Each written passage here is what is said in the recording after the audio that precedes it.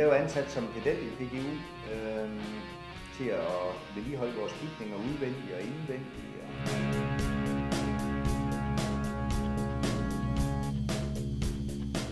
Jeg har været selvstændig tømrer, jeg har været tømrer i mange år, men så blev jeg skolepedel.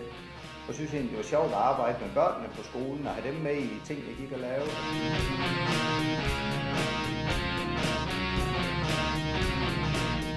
Den udfordring, der er i det, altså vi ved jo aldrig sådan, hvad det er, vi skal om morgenen, fordi der kan være sket noget, der kan være vandskader, det er et vindue, der lige pludselig er ved at falde ud, og lige pludselig er der noget ind- og udflytninger, der skal ordnes. Og sådan, jeg kan godt lide den der spontanitet, der er ved at møde om morgenen.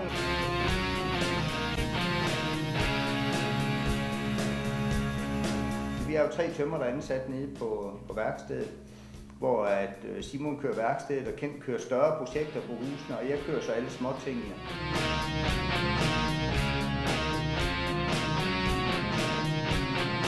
Så har jeg så typisk mellem 1 og 3 med rundt til at lave ting på husene.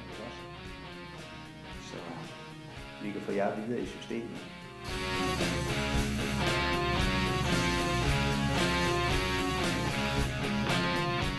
VVS-ting, jeg laver, og der er lidt mure-ting og el-ting. Og vi skal også sørge for strøm og lys og skifte pære og lysstofrør, hænge nye lamper op.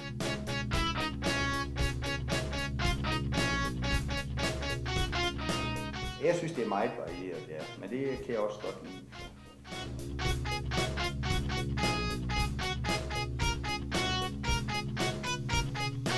Jeg synes, det er spændende at være her, ikke også?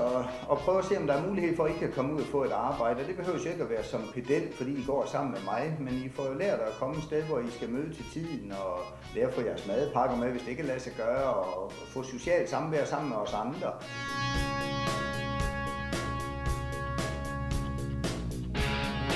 Og så samtidig så tager tiden lidt længere, når ting lidt længere tid, end vi vil gøre andre steder, og det er det, der er meningen med, at vi skal have det til at fungere her, og tiden den går altså lynende stærkt.